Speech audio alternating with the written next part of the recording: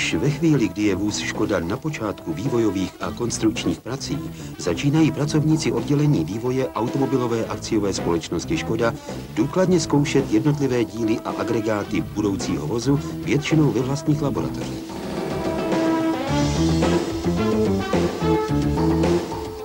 Významným momentem je vznik prvních prototypů, které slouží zejména jako objekt spousty náročných prověrek. V té době jsou vozy z důvodu utajení maskovány a testy se provádějí většinou na uzavřených speciálních poligonech. Při takzvaném misuse testu se prověřují vlastnosti vozu při extrémním provozu.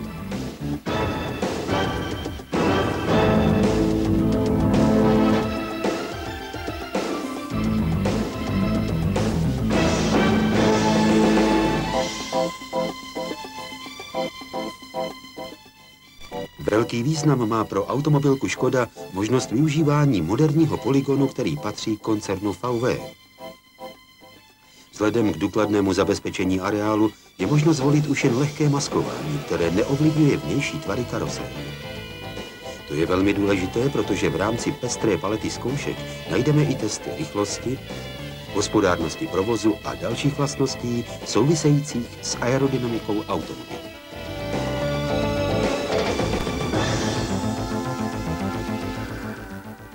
Zkušební technici sledují spoustu parametrů, mezi nimiž stále víc dominují prvky pasivní bezpečnosti.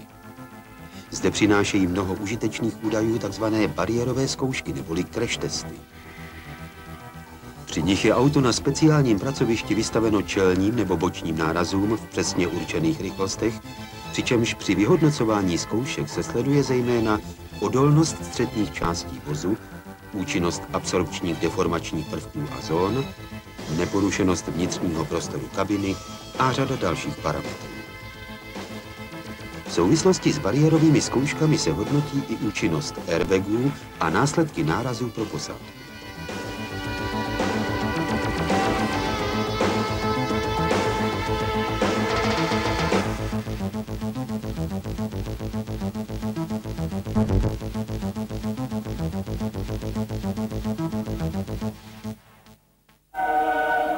Dali jsme značce Škoda novou tvář. Tak a je to tady.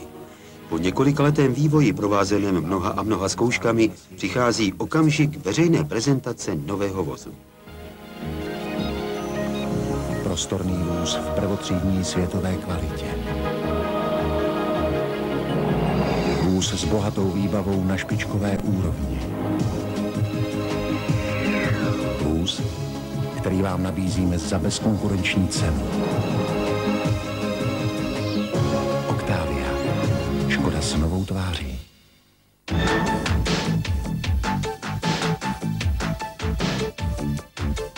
Pro zkušební techniky se ale nic nemění. Snad jen to, že mohou odmaskovat auta. Jinak se z náročnosti testů ani v nejmenším neslevuje. Vozy znovu absolvují i drsný misuse test i řadu dalších prověrek. Ano, vývoj nového typu je sice ukončen, ale je třeba myslet na další a další zkvalitňování, jež se zpravidla promítá do každoročně nových modifikací.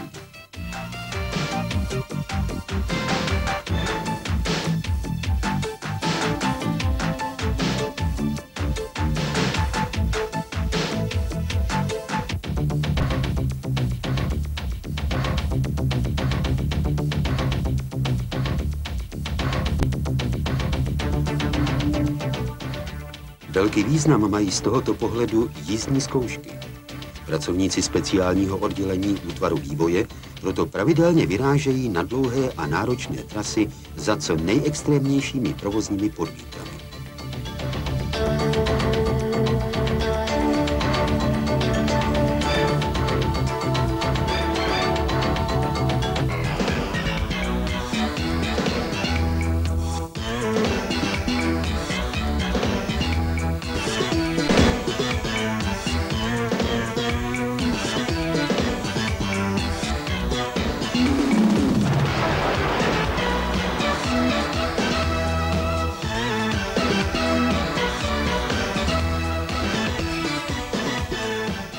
Ideálním přírodním polygonem pro letní zkoušky je například Řecko.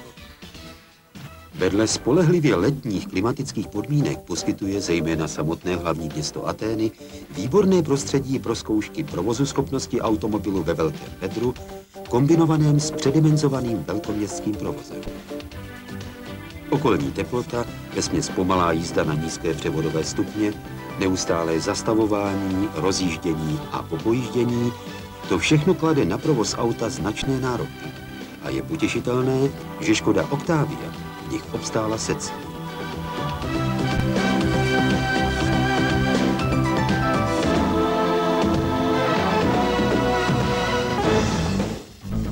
Sledovaným parametrem číslo 1 je samozřejmě teplota.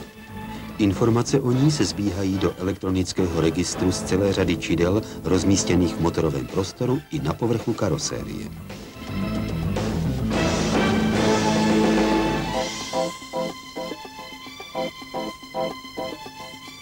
Po každé dílčí zkoušce jsou údaje vloženy do počítače. Ten už si s nimi ví rady, stejně jako zkušební technici s jeho výstupy.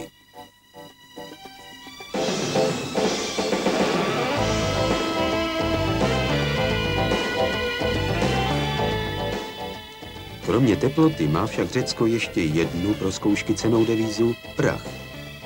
Při jízdě na zdejších šotolinách dostává samozřejmě pořádně zabrat pérování i další podvozkové orgány, ale hlavním účelem testu je zjistit těsnost vnitřního prostoru vozu a provozně důležitých jednotek proti pronikání vnějších nečistot. Zdejší prach, jemnější než pudr, je pro takovou prověrku jako stvořen.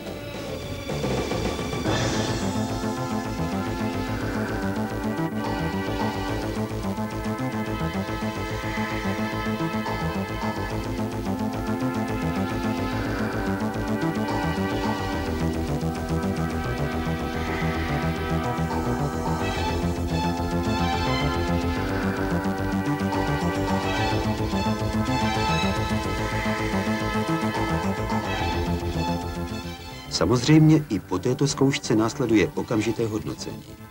Vzhled motoru je sice řeckým prachem poznamenán, ne však jeho funkce a spolehlivost. Tam, kam neměl, se prostě prach nedostal.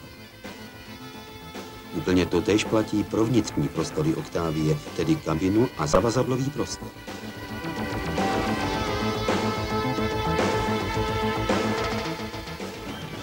Prach se dostal nejdále k vnější straně těsnění.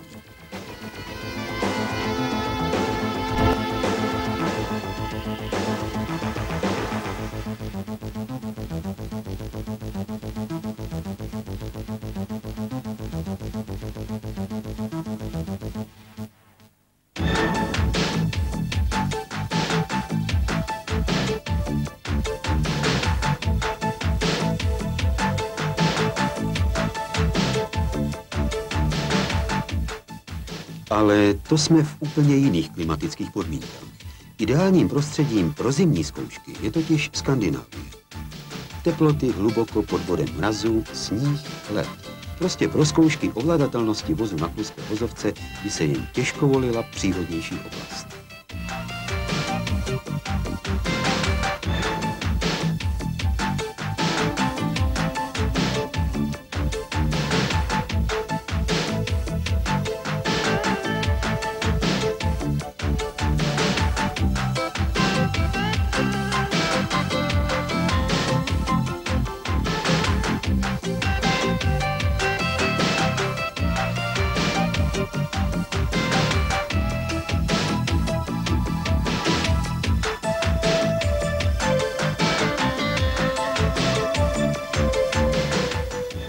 Zdejší klima nabízí výborné podmínky i pro zkoušky vlastností vozidla při velmi nízkých teplotách.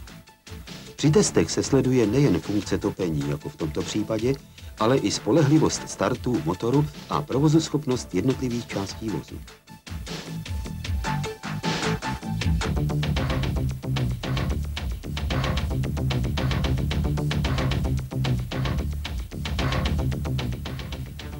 Vraťme se ale z říše ledu a sněhu opět pod jižní slunce.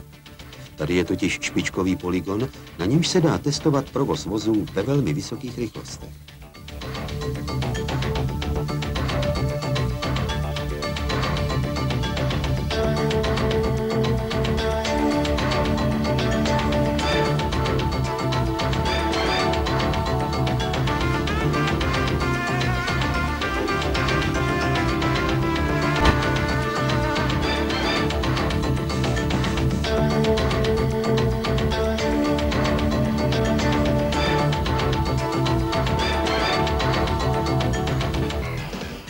Hodiny a hodiny tu Octavie kroužily v přesně stanoveném režimu, který zahrnoval i rychlosti kolem 200 km za hodinu.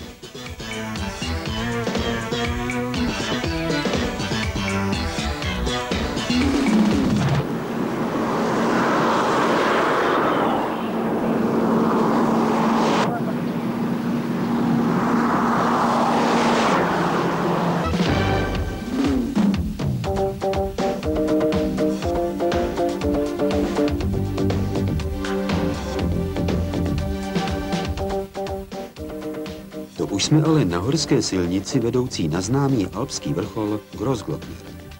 Vedle atraktivního cíle mnohých turistů je to také známá testovací trať všech předních evropských automobilek.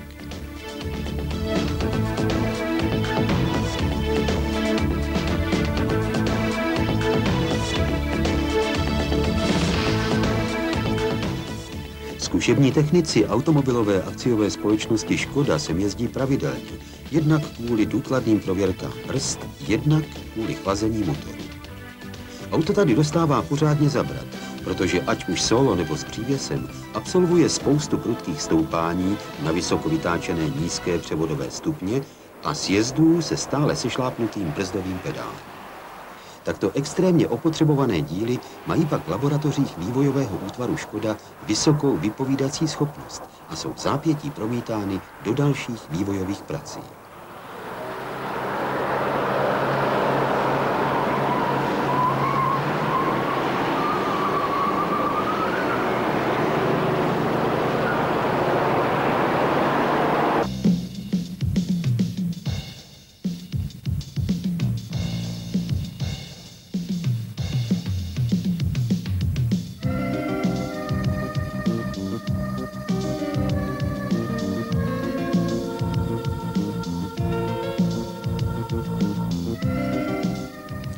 Mnoho důležitých údajů však zkušební technici díky svým schopnostem a znalostem i díky zabudované registrační soustavě a počítači získávají přímo na místě.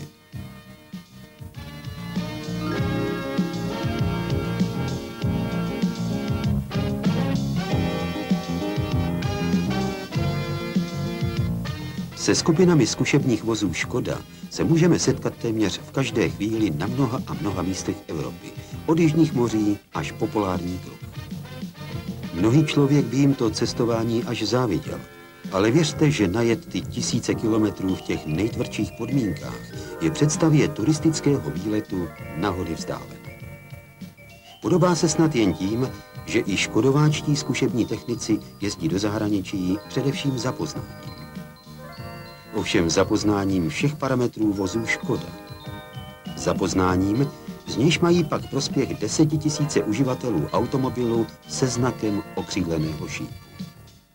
V tomto případě vozu Škoda Octavia.